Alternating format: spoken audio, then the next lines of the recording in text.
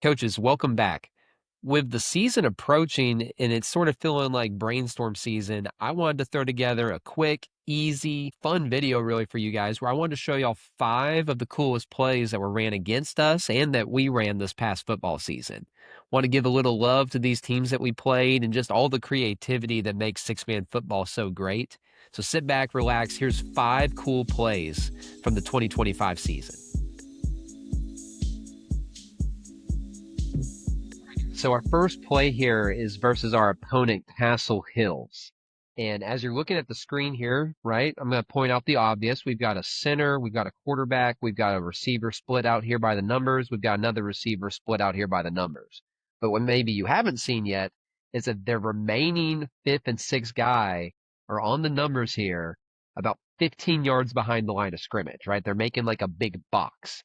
And matter of fact, I heard that they stole this formation from Fredericksburg Heritage and that they call it an M formation, which, if you'll humor me here, I guess that checks out, right? Looks like a big old M. And this is a way to extremely wide spread the field, both width and depth. And what made this play really fun is that we had no idea it was coming. You can see up here on the top of the screen, this is the 4th play of the game. We line up and they are in a big box and I have no idea what to do. Fight or flight starts to kick in and then they snap the ball and throw it backwards to a player who can now run or pass 15 yards deep on the far sideline. You can see here they've got the original quarterback and the other, I'm not sure what to call him, deep back running crossing routes. They've got 3 guys running deep. Our kids have no idea what to do.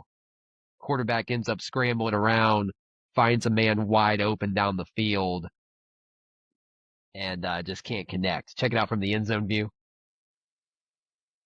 We're over. I'd like to say we're over screaming on the sideline what to do, but my memory is just kind of standing there waiting to see what happens. Dudes waving their hands, doing jumping jacks downfield. Our kids have no idea what to do. And then another cool thing about the formation is that if you don't match them whenever they take it and spit it out to the sideline, you can just take off and take the free yards, right? Player right here gets a nice 5-yard gain just because we don't have anyone out there. So, I mean, when you're thinking six-man football, this is the kind of crazy stuff that makes the game fun, right? Formation never seen before, able to take advantage of a team that just didn't know it was coming. I think it's a great tool to throw at somebody to sort of get them off balance, get them on their heels. We're going to stick with number 1 here, but we're also going to give Castle Hills an honorable mention for another cool concept they used in this game. Now, what makes this unique is that the center is actually going to snap the ball here to the 2-back, who will then hand it back to the quarterback behind. And then in theory, they're going to get their 3-back out here lead blocking. Let's check it out. I'm going to do it in slow motion. Center to 2-back to quarterback with a potential lead blocker. We're over on the sideline screaming that the quarterback can't run. Meanwhile, I don't know how the officials actually saw this exchange. We're going center to what we normally call the fullback, but most Jaybirds teams call a 2-back, center to 2-back to quarterback, and then they're out on the perimeter. This was especially effective because our game plan was really based around knowing where this kid was. So when he runs this way, you're going to see we've got a lot of bodies chasing that same way, especially our defensive end right here. Now, on this one, they fumble the exchange, so it's a little bit easier to see what they're trying to do. Matter of fact, this guy might be trying to snap on the other side of his knee. At least that's the theory, right? Where do people come up with this stuff? Shout out to Castle Hills. They came at us with a lot of really interesting, unique things that either took advantage of our keys or just caught us completely off guard with their big, wide M formation. Crazy.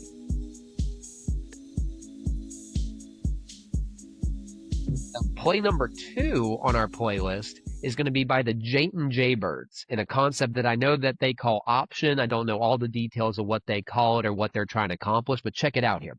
We're going to have a center to quarterback exchange. Boom. A pitch to the 2-back. I'm sorry, the 3-back, the running back. And then the quarterback will chase it to receive the handoff. And Somehow they do not score here. Let's go all the way back to the beginning. What's the theory of the play? So we've got the double exchange. Now the quarterback has a run pass option. They've got what I'm pretty sure are decoys running crossing routes here, trying to pull our coverage. Meanwhile, they've got Superman slipping out over here into the flats with their center being a lead blocker for a screen. Now, to be fair, I believe I've also seen on film them run this almost like a curl flat concept on the weak side. They did not need to get that deep into their playbook against us. Once again, get the ball to Superman with a whole lot of grass, and somehow we live to see another down. Let's look at it from the end zone view. Center to quarterback, quarterback to running back, back to the quarterback. And there's all kinds of things you could do out of this, but you can't go wrong with this option, can you? Well, this play sort of became a trend this past season as we saw that in our game against Jayton, and we said, hey, I think that this actually kind of works with some things that we want to do. So here we are in a playoff game. It is 1st and goal from the 5, but matter of fact, there's like 5 seconds left in the half. So we have one play to score. We borrow from Jayton's option concept, and we bust out our own version of it, just not ran quite as sharp as they run it. Quarterback to running back, back to the quarterback, and now we've got our man out here with a dual run pass option, and we've got our best receiver working over here. We tried to pull the coverage over here. They weren't really buying what we were selling. And now we got 2 good players, actually brothers, with a little bit of chemistry here, and we're able to steal a touchdown right before the half. Check it out from the end zone. Forgive us for some of the execution here. Get your quarterback, run pass option, so that he can make plays at big moments. Pretty cool.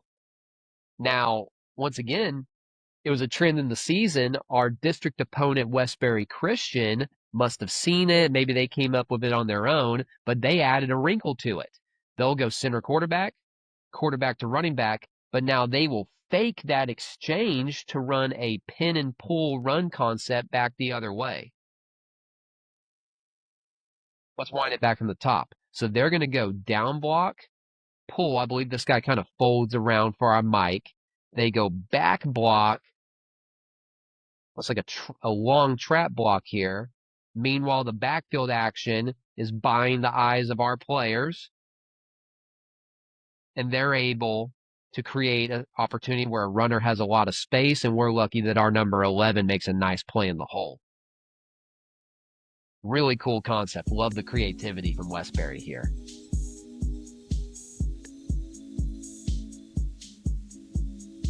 Speaking of Westbury Christian, they are another team that's pretty creative. Now, this might not be as exotic as the M formation or the double exchange option idea, but what they are a physical downhill running team. And if you're a Jaybird team, you might enjoy this concept and add it to your own playbook.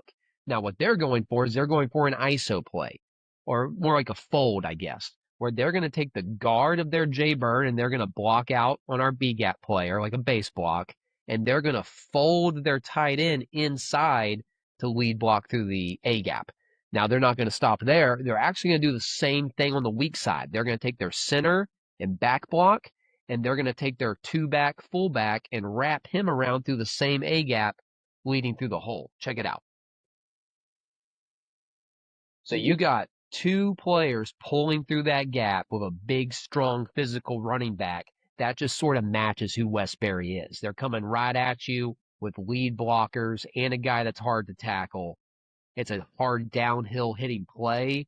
No one wants to see that much bodies and size running through the A-gap, right? I mean, that's probably 800 pounds. Now, we had to make an adjustment here, and we told our corner, hey, when you see this tight end fold up inside of this guard, we need to add you into this A-gap, which I would say 88 does a pretty good job here, folding back inside, giving us that extra body that we need to match all the bodies that they have. Good concept. Not something I've seen before. Once again, maybe not as sexy as the other stuff that we've seen, but you can still be physical and creative at the same time, something that Westbury has been in Houston for a while.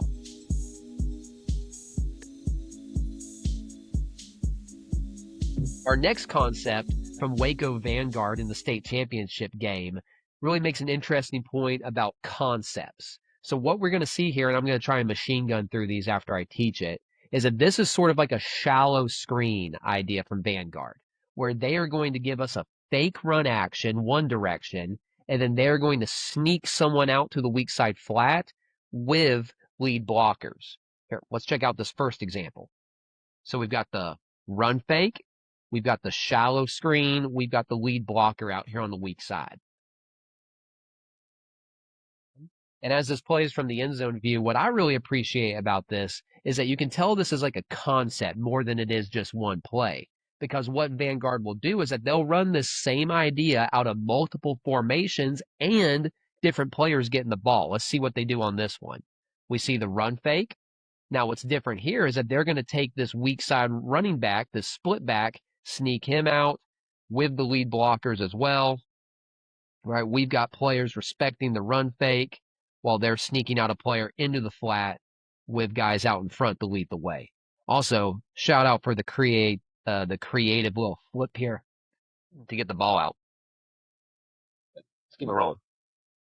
It's again, same idea, same formation as the last play, right? We got split backs, but this time it's going to be the wide receiver that they run under on their shallow screen concept.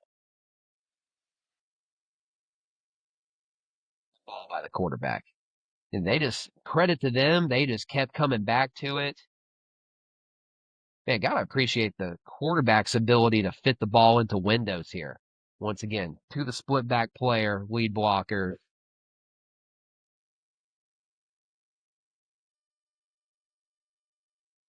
Gotta give them love on this. They really tore us up with this play, and I really appreciate their ability to run this concept out of different looks, right? I think when you're building an offense, this is a really valuable weapon to have, and we do it in a different way, but still cool to see this idea and this concept being applied in other offenses.